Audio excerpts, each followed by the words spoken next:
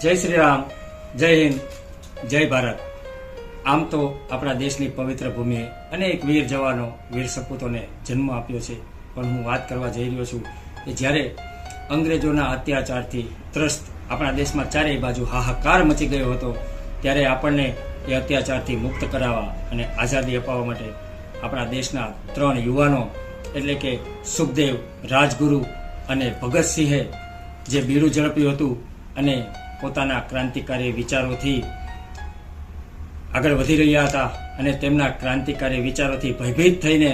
અંગ્રેજોએ તેમને 23 માર્ચ 1931ના રોજ ફાંસી આપી હતી. તો એ શહાદતની યાદમાં આપણા નવસારીમાં છેલ્લા 3 વર્ષથી ભવ્ય મશાલ રેલીનું આયોજન થઈ રહ્યું છે. તો આ વર્ષે પણ 23 માર્ચ